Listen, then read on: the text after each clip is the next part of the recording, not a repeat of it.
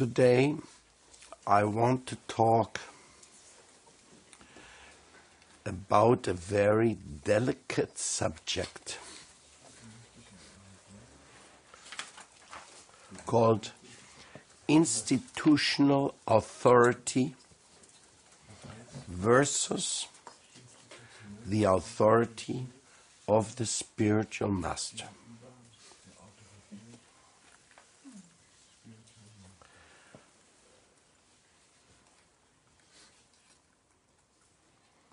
Yesterday I read in the evening that in one Vaishnava institution, the institutional authorities released a new rule in which they said that the spiritual master is always under the administrative and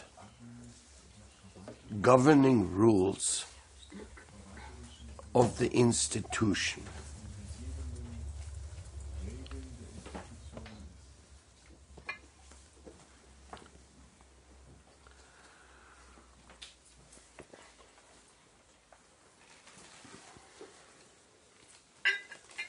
Of course, we do recognize that spiritual masters are not independent.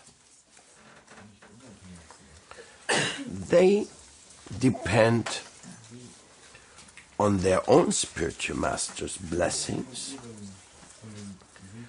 on the sadhu's criteria, and on the scriptures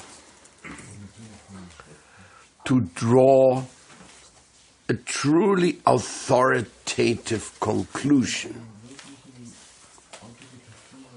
so to say, to make sure that you are right.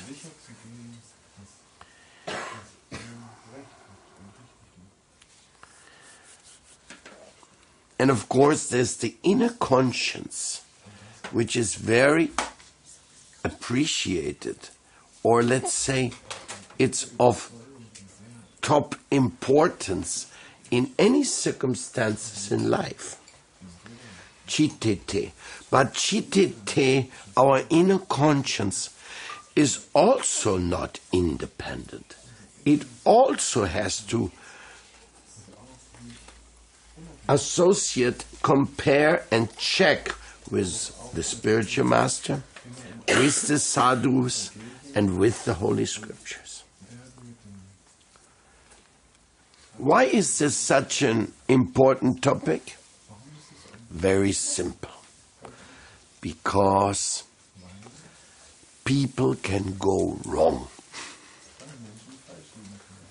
Even if they are sitting on the chair of the teacher, Shiksha Guru, Diksha Guru, they still can go wrong. That's why the scriptures have given this indication of a check-up system when there is a question, when there is a doubt, to be saved from what we may call arbitrary speculation of an individual. Now, we may think all glories to democracy, where we have a group of people voting on a topic. And in this way, supposedly, they will come up with the right solution. Now, if the democracy is a democracy amongst true and very deeply sincere sadhus, it actually has a validity. The sadhu democracy may work up to a certain point. But if they're not, then we can see that even groups of people with voting powers can still go wrong. So neither are they the safety or security that you never go wrong.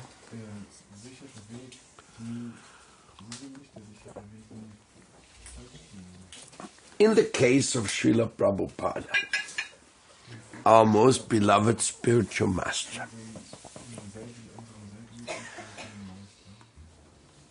he is so extraordinary that he has been receiving titles even after his departure, such as Senapati, chosen empowered agent by Lord Chaitanya, Shaktiya Vesha avatar, empowered incarnation of Lord Nityananda's spreading love potency.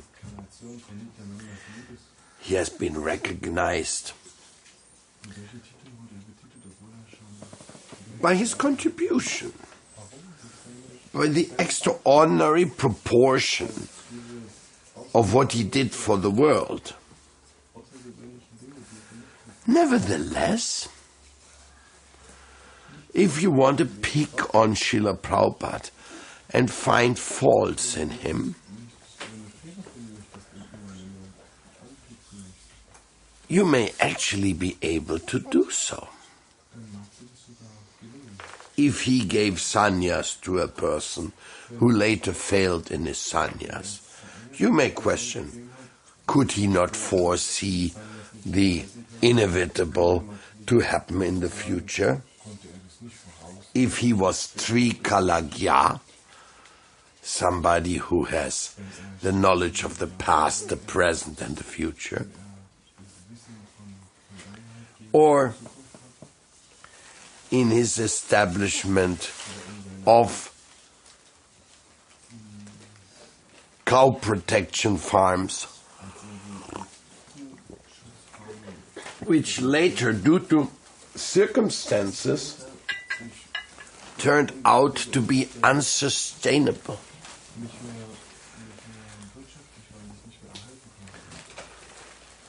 Or establishing a gurukul, where later some degraded individuals would create abuse to children. One could question, didn't he see that? Didn't he know that?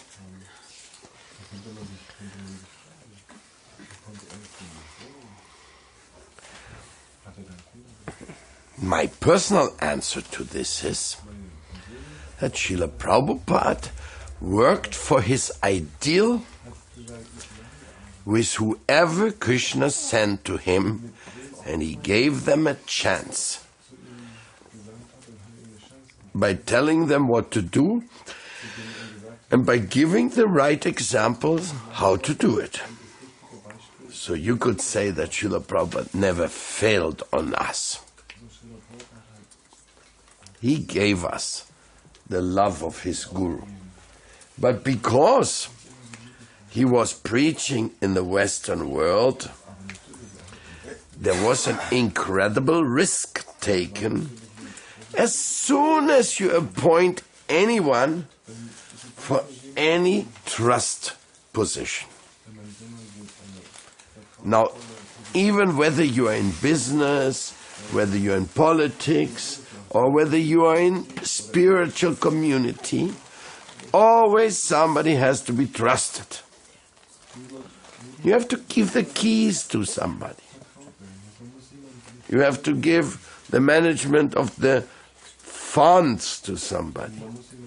Always in human life there are trust positions which can be powerfully utilized for very beautiful things, and they can also be misused. So, considering this fundamental condition, we are very concerned of finding good security measures to counteract abusive situations. Fortunately, we have one safeguard in our system, and that is Parameshvara. The Supreme Controller is Lord Krishna. He knows everything, and he is the benefactor judge of everyone. In other words, if you go wrong, he'll judge you, but for your benefit. He'll still make some arrangement which will kind of favor you to save you from your own faults. This is very nice. But even there we can see that Krishna sometimes loses his patience. If we may dare to say so, my dear Lord Govinda. In the sense that he says, this or that person, his earthly chance has come to an end for this round. He has to go and come again. It's up to him. He is the Supreme Controller. And we are in safe hands. We are in safe hands in Lord Krishna's hands. The safest of all. And he sent our spiritual master Srila Prabhupada so that we have a solid foundation of how to practice Krishna consciousness even in the degraded Western circumstances, if we stick to his safeguard instructions, of which number 1 are chanting Hare Krishna, number 2 follow the 4 regulative principles, and number 3 keep reading those holy scriptures, and number 4 do service, because without service even the chanting becomes some kind of I'm asking for service, but when the service comes, I'm not available anymore. So the question of having an institution ruling above the Guru has to be analyzed very carefully and also very generously. You know, after Srila Prabhupada left this world, and some of his leaders stopped working properly, to say it in soft words,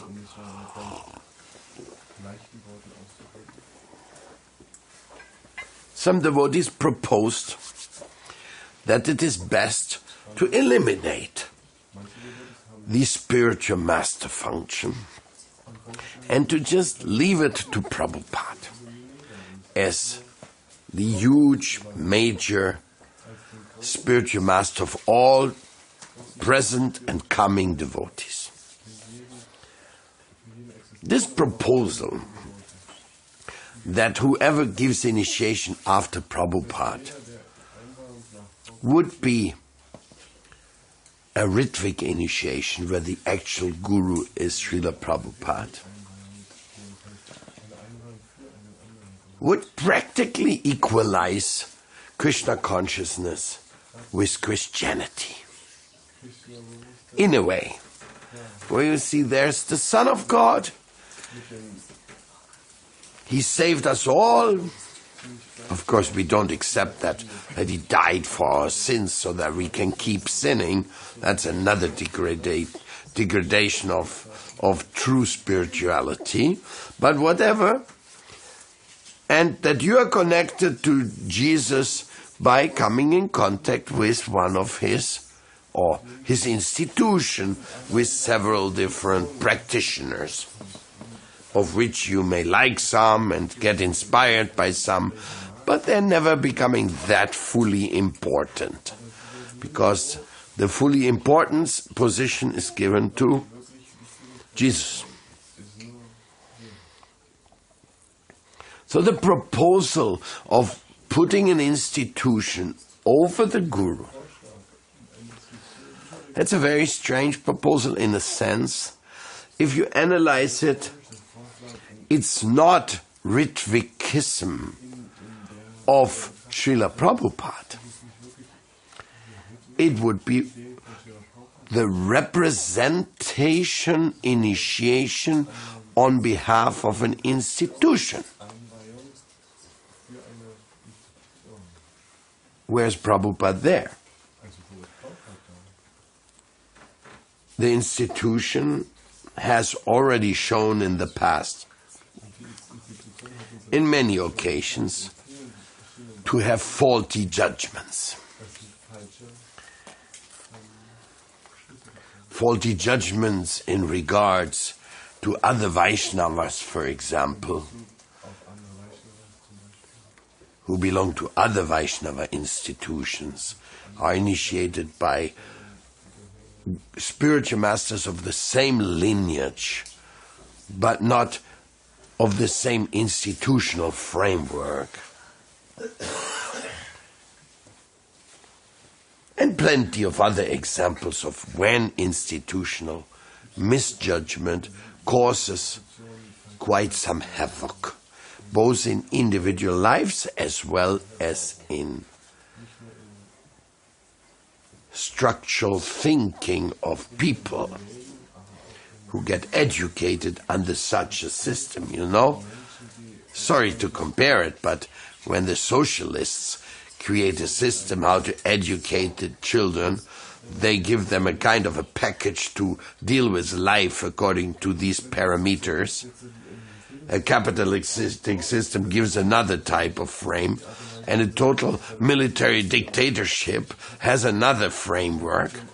And if there is a king who may be like a dictator in one way, but who's very much beloved and caring to all, puts another framework of psychological guidance towards behavior in that system to people. So when institutions cast judgments which become systems or rules or regulations, it creates an impact upon the people who have to live under this, under the influence of such judgments. So, like when you have a guru, be Shiksha or Diksha Guru, mark my words, I say both of them have the same validity to a certain degree, so much that Prabhupada wrote, or he quoted from Srila Jiva Goswami, that it is an offense to see a difference between Shiksha and Diksha Guru. So that's a very, very important point. If I tell you something from my own spiritual family, the Vrinda family, I initiate devotees. It is my service in this family. And then I move on in my journey as a beggar of love to the next destination. And those people I initiated, they stay behind with the diverse qualities of Shiksha Gurus, which are hopefully of the highest quality, but may not always be. So they take care of the new devotees over a period of 364 days until I come back for one day. Of course, people can be in contact with me in many ways through my teachings and my questions and answers, which I continuously try to supply to the devotees. But nevertheless, many devotees in our mission see me once a year for a day. And many of them even less, because by now I can't even make it to visit once a day every place in a year. So, who's looking after the devotee? Who's delivering the Guru Tattva? These are the Shiksha Gurus, those very wonderful surrendered devotees, good examples, who have taken Krishna to heart, like I took Prabhupada to heart. Hopefully. I wish it may be so. Taking your Guru to heart makes you a transparent Vayamidya of what he is for you. Through the authority and supervision of Sri Paramatma, the Lord in the heart, because you have to understand one thing, all glories to Srila Prabhupada, but he and the Paramatma. Be he the greatest and the most beautiful of all spiritual masters in the history, never ever has he impressed upon us that he is identical with the Paramatma, and matter of fact so he is not.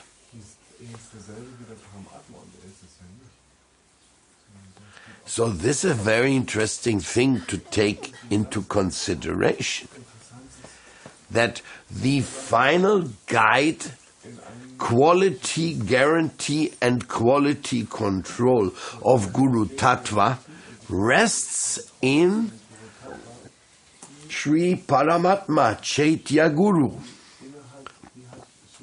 And all the others have a chance to participate by divine grace to deliver the divine goods of their Guru Tattva as they were able to appreciate them and as they were able to preserve them and as they were able to deliver them to you and as you are able to receive them. So there's quite a few steps built in the system which are somewhat faulty. But because of the quality control and the quality guarantee of Sri Paramatma for his devotees, there's nothing to be feared. Just we have to know how to deal with the diverse circumstances as we proceed. And when my Guru Deva said that he wanted all his disciples to become spiritual master, he was not joking. And also, I can only second it. Because to me, everyone who has come to me is factually a disciple of Srila Prabhupada. That they are under my guidance and get maybe inspired in their service through my existence, that is a special mercy upon me, that I can be somehow other useful for the divine purpose. I don't feel it's more than that, but I don't feel that this is little. I feel that is far high, incredible mercy if we can be an instrument of his love. That's what we always pray for, no? Oh my Lord, please let me be an instrument of your love. This is what it's all about. Anyhow, just as much as I can be so, you can be and shall be so if you're ready to go along with the requirements. Just like when you give a class in front of an audience, you are not the one who is doing the talking. At least you're not supposed to be. You're supposed to be the transparent via medium for your guru's message to be delivered. That's why I always tell my dear friends, please try to be a speaker on behalf of Krishna. Because Krishna has given you the mouth for that purpose, that you can deliver beautiful speeches on behalf of Krishna, on Harikatha, on even Prabhupada Leela, for example. Krishna Lilamrita, Prabhupada Lilamrita. Yes, to hear the glories of the devotees is very dear to the Lord. The Srimad Bhagavatam is full of the stories of the glories of the devotees. And don't think that telling the story of Prabhupada is any less ecstatic than hearing the stories of Dhruva Maharaj. These are the extraordinary features that we are coming in contact with the high delivery of mercy, and whoever gets the mercy, that's a beautiful story. It makes up for another conversion. Of course, just because I was a Muslim in my life before I met the devotees, that doesn't make me immediately Haridas Thakur. No. There's a lot more to certain things in the divine planning department, which is the plan that Haridas Thakur was Brahma, who had the chance by Lord Gauranga's grace to appear in his Leela as Dinam Acharya. But still, when a Muslim converts to the love of all of Vaishnavism, we rejoice it as to be an extraordinary, beautiful thing to happen. Vasudhaiva Kutumbakam, that the whole world is one family, we all belong to each other. All sectarian, I am better than you thoughts are not very appropriate or applicable to how you deal with others in this world. Something which is often forgotten in institutional lawmaking, which is then not so spiritual lawmaking at all. Like, for example, the institution will release a law which will say it is not allowed to take instruction, shiksha, from anybody who is outside of the control of the institution. That sounds very similar to some systems we have found in politics or something, that you may not even know what the opposition proposes. Otherwise you'll be considered a traitor, and you will be dealt with like a traitor. And in any time of conflict, in the mundane world, traitors are shot. And we have seen that in the spiritual institutions, those who have been considered traitors, instead of being shot, they're shunned. Means they're rejected and badly spoken about, denounced. So, philosophers, spiritual intellectuals, they have to deal with everything, including opposing views. If you are a Brahmin or a sannyasi, and you cannot deal lovingly with opposing views, then you're becoming the frog in the well philosopher. Then you're thinking, all you know what's happening in my well is my wisdom. But you know what Prabhupada said about the frog in the well philosophers. So if there's opposing views, we have to think about them and either refute them according to Guru, Shastra, Sadhu, or we have to accept what they propose if there is some constructive criticism on what we are doing. In other words, if the truth is approaching us in the form of opposition towards my misgivings, then shall I reject the truth because it doesn't come within the institutional framework? This is very dangerous attitude. It means you're creating a philosophical jail where you are limited to the conception of often polluted interests of lawmakers, which then contaminate the whole possibility of having a transcendental vision. And it is exactly here and there where the spiritual master comes in. The spiritual master is a free thinker. He's a person with his individual personal realization and criteria, who can evaluate faithfully according to Guru, Shastra and Sadhu whatever he sees. Plus, he can adopt time, place and circumstance to whatever circumstance presents itself, which may be even new towards what his own Guru had explained.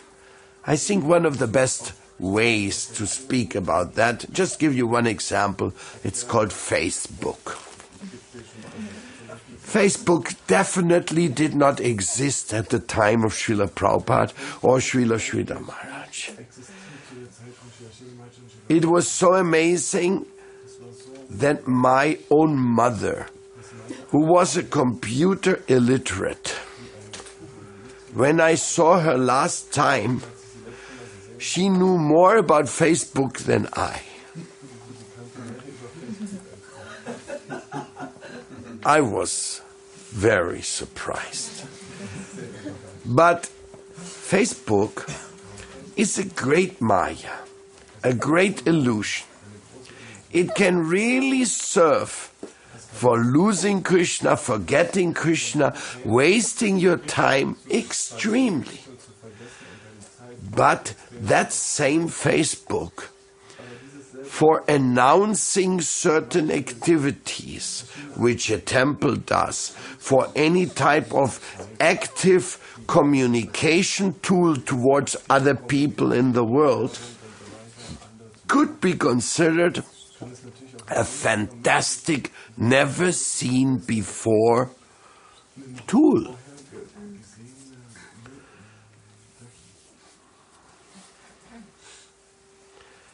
So we have the Zuckerman, who invented the Facebook. So,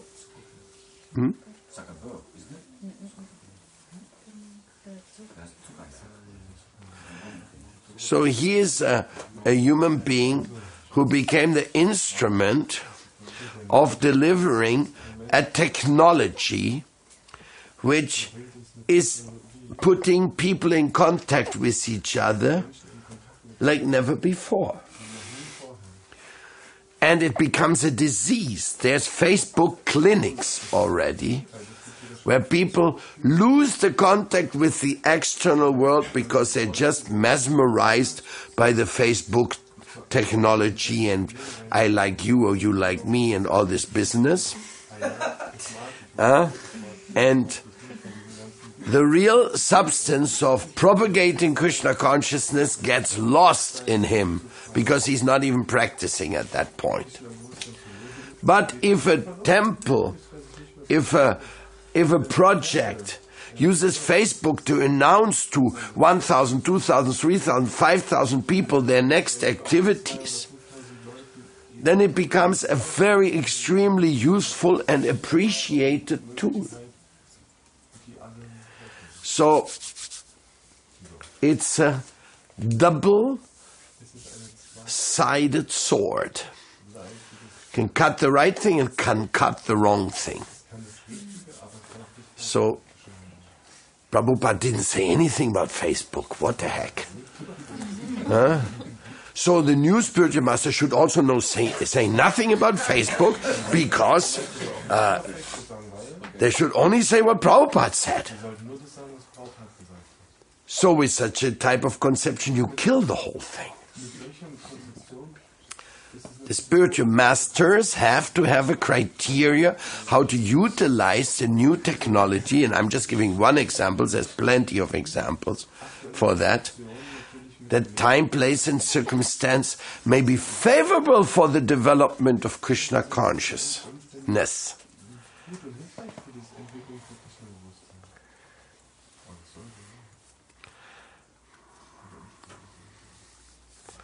The individual realization is the last checking point, and that cannot be checked, save and except when it is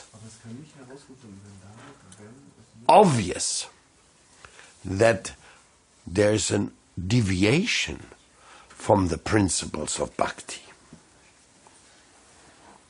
Then, of course, I give you one example, a very extreme example, but here we are talking the naked truth. There was one guy,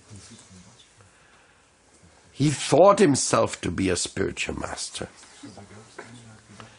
And he went from India to one Latin American country.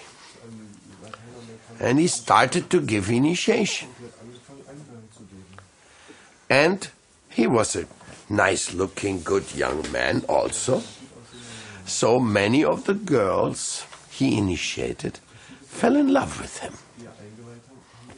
And he also fell in love with them.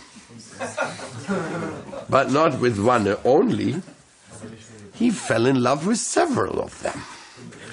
No, wrong. He became lusty after several of them. So he had several fall downs with several girls individually. So, very embarrassing if that's a spiritual master. Of course he's not. Who falls down into illicit sex life is not a spiritual master. Period.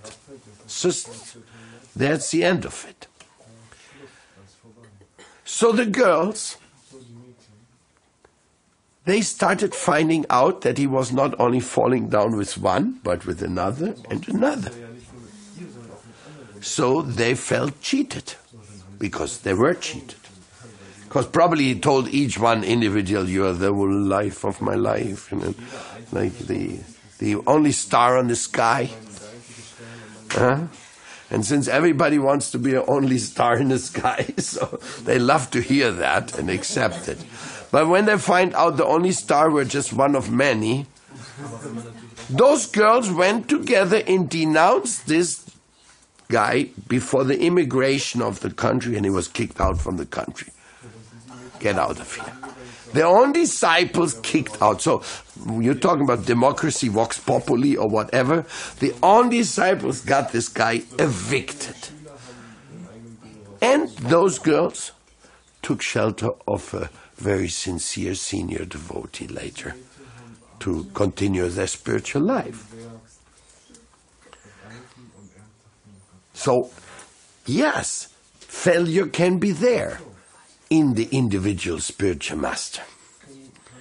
Failure can be there in the entire institutional group of GBCs coming together and casting the vote for this or for that.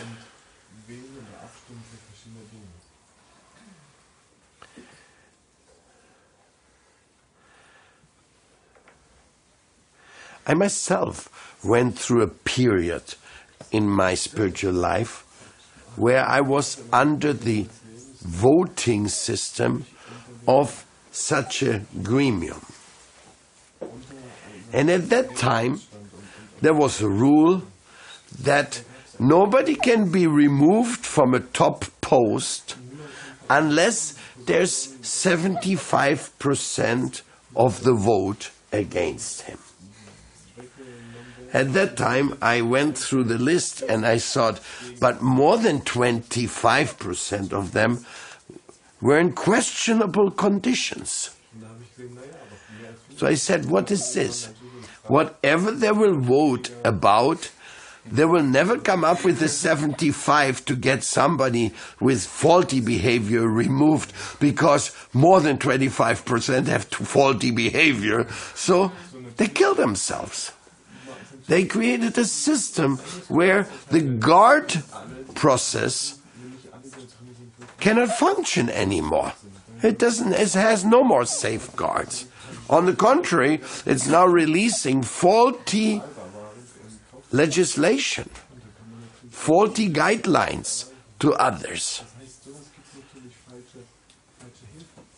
It was then when I decided I better search out a sadhu who can guide me, because I don't want to have my life restricted and limited to the faulty judgments of others, which inhibit me from following my own heart and my understanding of what Srila Prabhupada wanted me to do. So when I read this now, that the absolutism was applied to the individual spiritual masters, they were demoted to be really just ritualistic mantra deliverers, because you can get the mantra from a tape recording or you can get it from the mouth of somebody. And the tape recording, if it's from the spiritual master with this blessing of the spiritual master, that had been used by Prabhupada himself for some of the second initiations where he was not personally present. So some people said, well, if that was done while Prabhupada was not there, why not do it while he's not there? And it's still the same mantra, the same power. Yes, and that is true. It's the same mantra, same power. But the element of accepting a spiritual master is to surrender to somebody and to serve somebody. You say, no, you don't have to serve the guru. You only have to serve the institution of the Paramaguru. That means also service is being put into a framework of an abstract connection, because you don't trust in anybody completely. Now that's another deficiency, because the element of love and trust is instrumental. It is the key towards giving yourself and feeling enthusiastic for spiritual life. And it goes in both ways. The guru loves and trusts you, because otherwise how he's going to tell you go out and preach? If the guru thinks you're just a bogus, you're just going to make nonsense, you're going to cheat people, is he going to tell you go out and preach?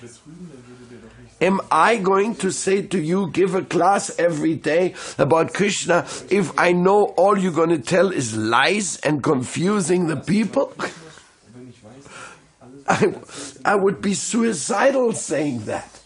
So I tell you, give the message of Prabhupada with love and trust that you are capable and that Krishna may agree and go through you, because tomorrow you're out there somewhere and you preach about Krishna to somebody, and somebody may say, I love what you say, I love what you say, I have $10,000, I'm not doing anything with it, can you use it for Krishna? Well, why not? Is it prohibited to receive a donation for Krishna? No, it's not prohibited. So he comes and gives it to you because you gave the class. He was really touched by your class. And you go, $10,000. Thank you. Huh? If you at that moment think that money is yours, well, you fall down right there at that point. You have received this on behalf of Krishna, and you are supposed to use every penny of it for Krishna, otherwise you're cheating. But when I speak about love and trust, the Guru trusts me to do this, and I trust you to do this properly. And if somebody doesn't do it properly, it's up to his reaction. In other words, he has to be responsible for that. But I cannot base my whole life on mistrust. Because if I mistrust everybody, then I cannot preach. Then I will say, there's something very sacred, very secret, very beautiful, very incredible, and I would almost give it to you, but the problem is I can't trust you. So something, it can be something, and you figure it out by your own inner realization of something. No, as soon as I preach the Maha Mantra, I'm giving somebody a chance to get rid of all his sinful activities and to enter into a spiritual understanding. And that is the power of the mantra, not the power of my words. It's all the power of grace. So when you don't trust people, you are in bad shape. Now, vice versa, the trust also goes that I give you my trust and you also trust in me. Actually, spiritual life is a trust relationship, just like marriage. Even an ordinary marriage is a trust relationship. Because you work together, you put your money together, and you sleep next to the other person. Means when you're asleep, he can just put your knife in you. You have nothing you can do. Nobody has a bodyguard next to his husband and wife, no? So marriage is a trust relationship, 100%. And so how can the guru-disciple relationship not be a trust relationship? And there's no institution which stands above the husband and wife relationship except the court. Sometimes husband and wife end up in front of court. And she says, he did this and this and this and this.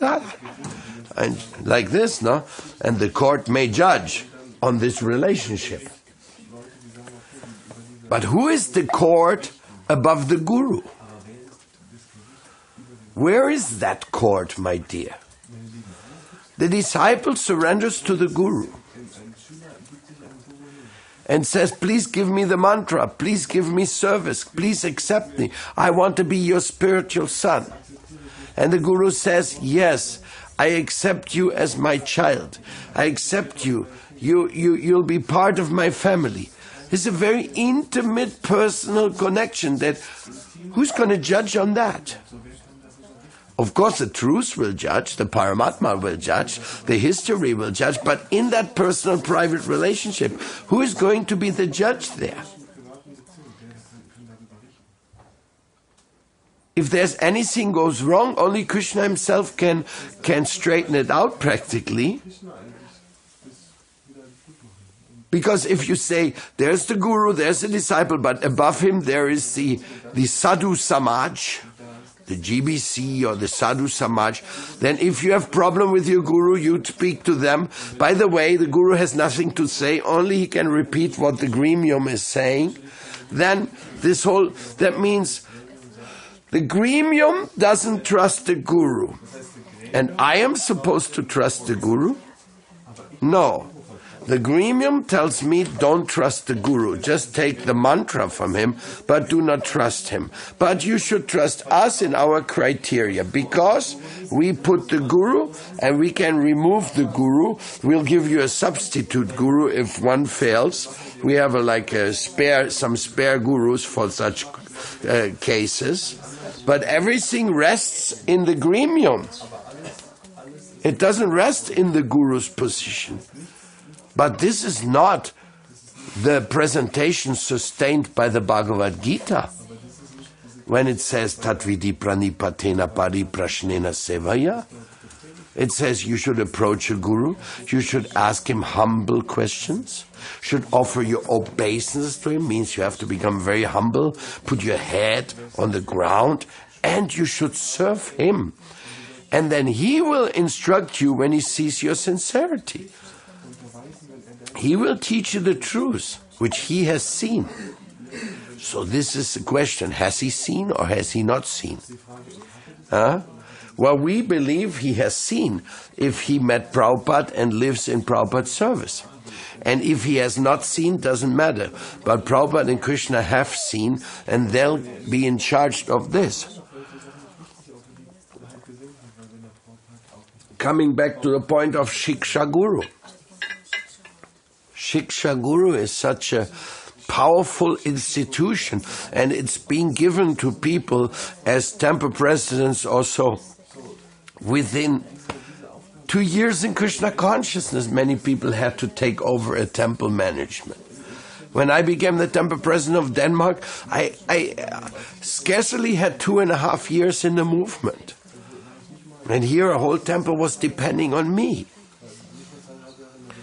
So we have to see the practical side of it as well. And we have to see how important is love and trust. If we're going to eliminate love and trust from the transaction of spiritual organization, spiritual masters, representative of spiritual masters, and we just want to make it that the whole thing is just institutionally governed, then we are not following the tradition of our spiritual parampara. In our tradition, it is so much that the Ritvik system is in the heart of a devotee because he feels my guru is the real guru. That's appropriate. But the institutional connection, even the institutional formal Diksha connection, has been rejected in some of the cases of our parampara. Like when Bhaktivinoda Thakur declared his main connection to be Jagannath Das Babaji Maharaj, he was not his Diksha connection. But he gave preference over his Shiksha connection over the Diksha connection. And there's other examples like that, where Srila Bhakti Rakshakshira Maharaj explained that this is actually a Shiksha Guru Parampara.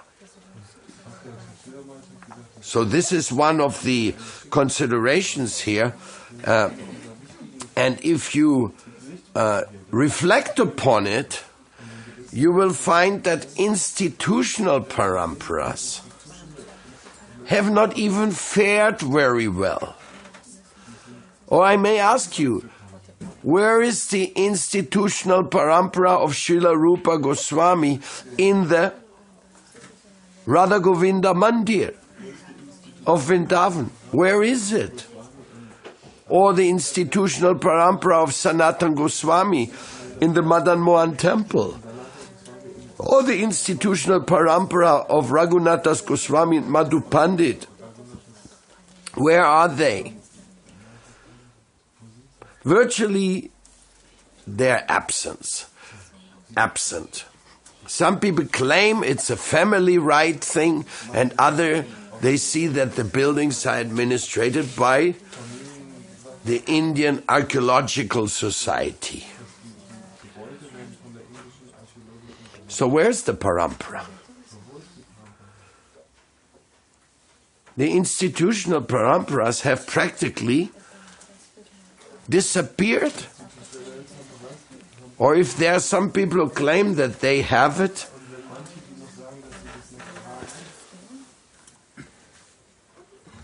at least we can see they haven't done much for the world.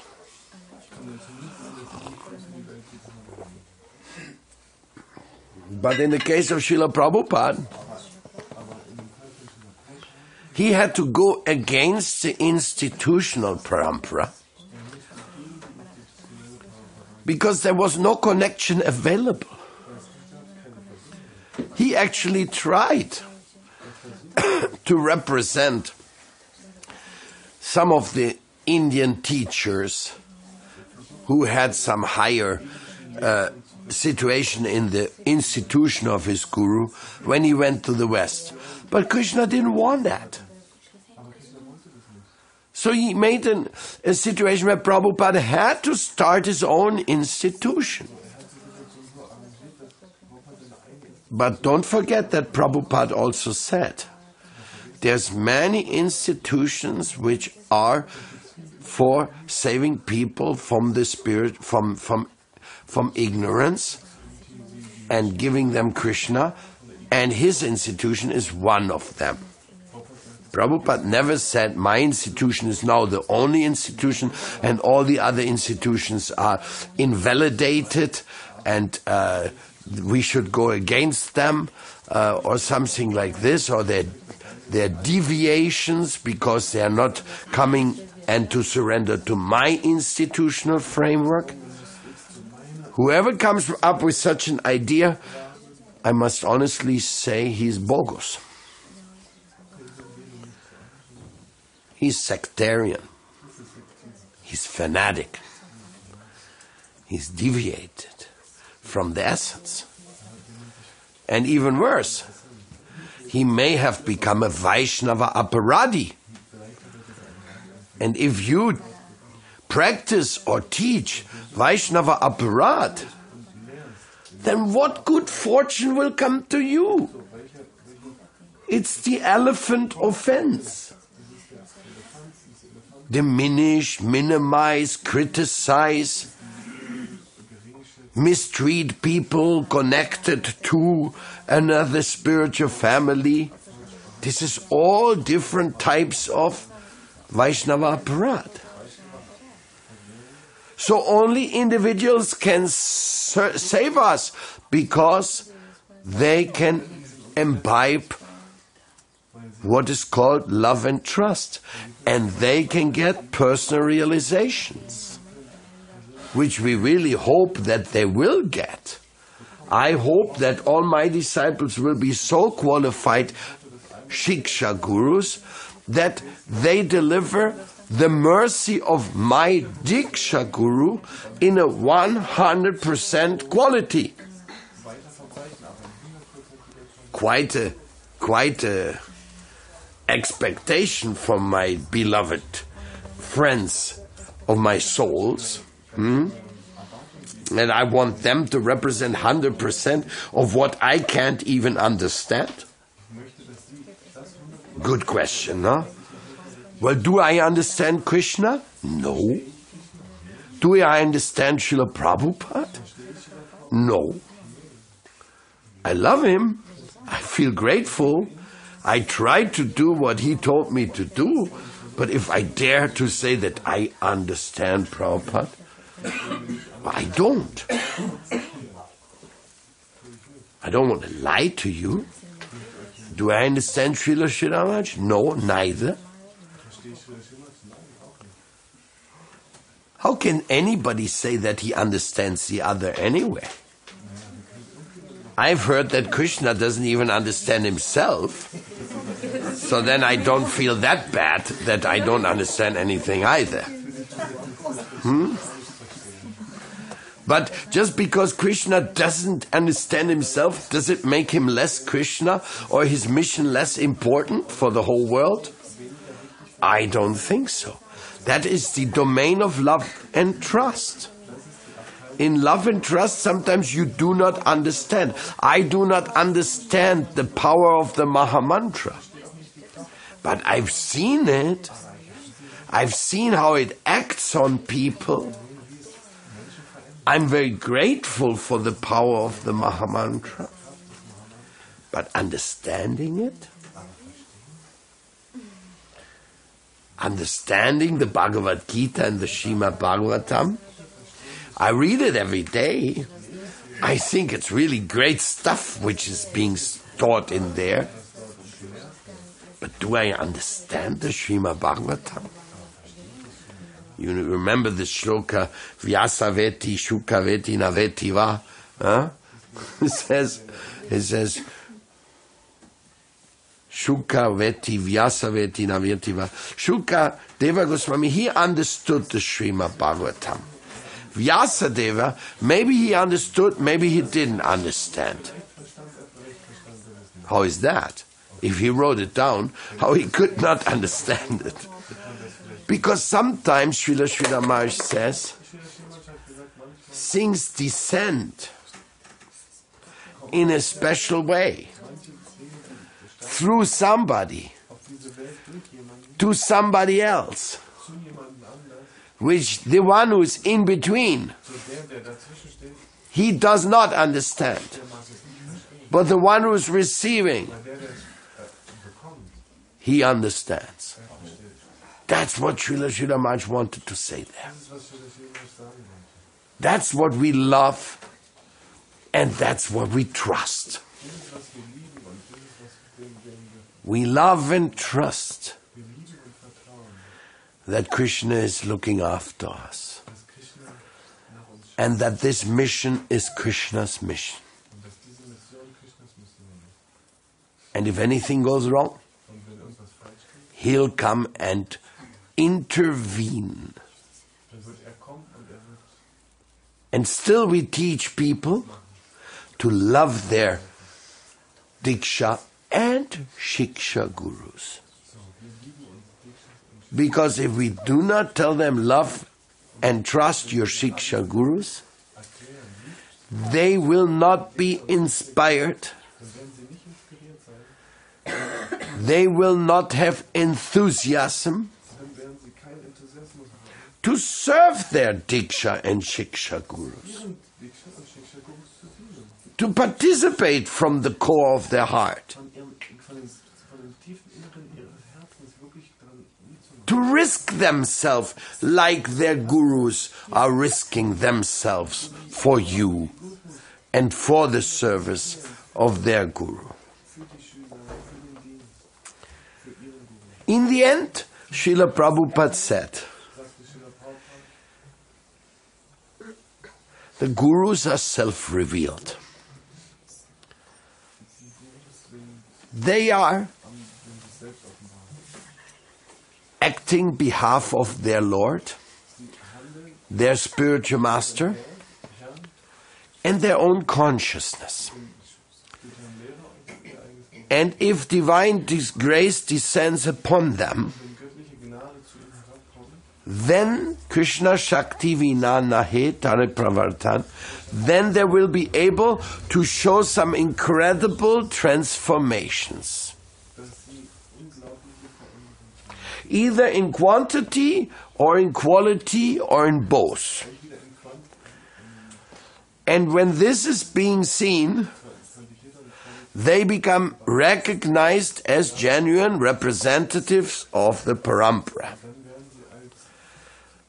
Then they can be understood as empowered agents of their spiritual master.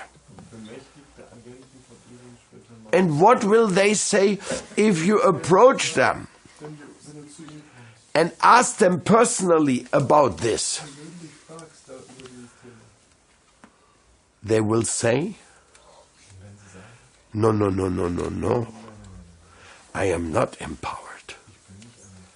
It is the power of my guru which is happening here.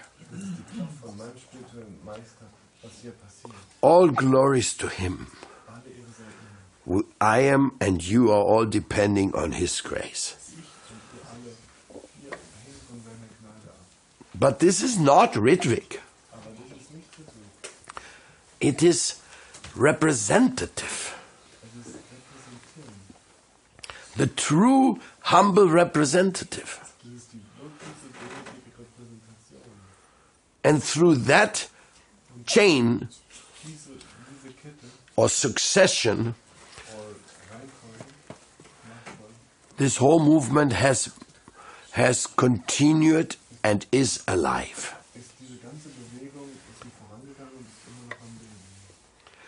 So the institutions,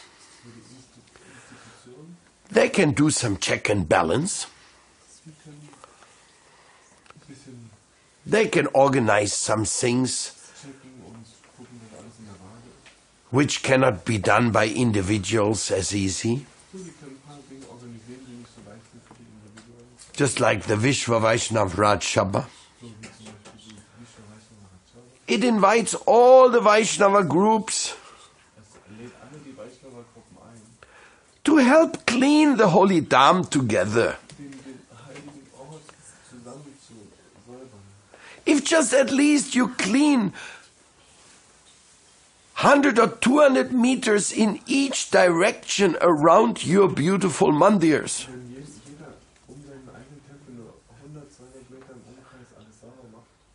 then already we have a clean Vrindavan.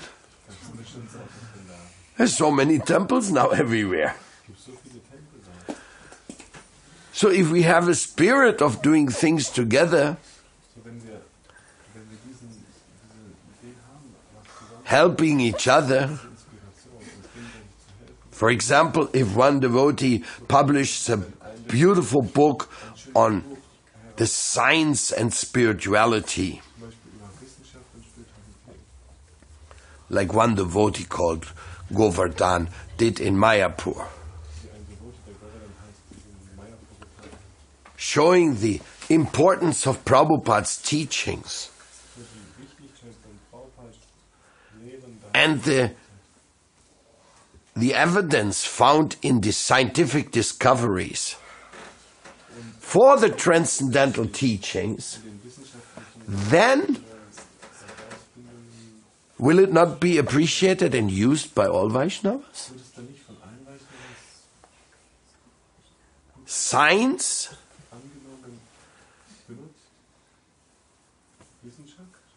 social work, can that be restricted to one institution?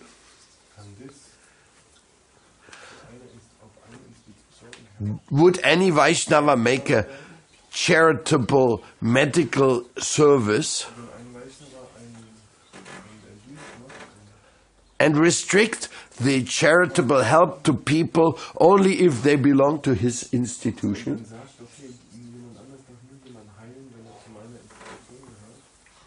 When scientists, philosophers, and charitable people become sectarian,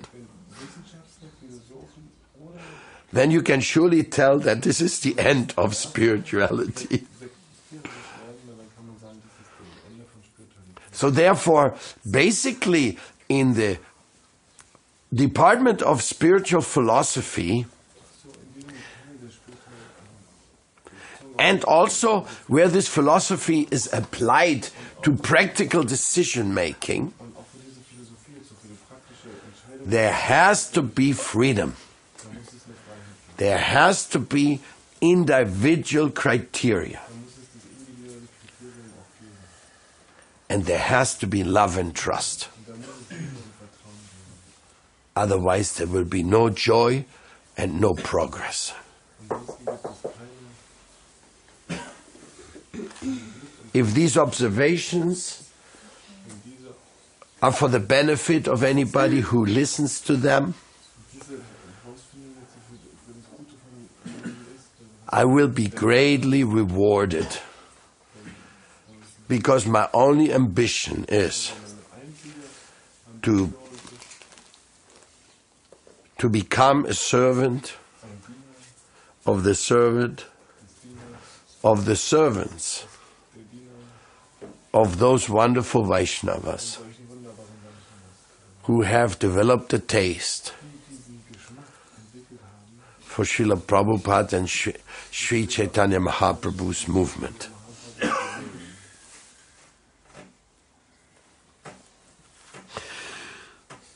Thank you.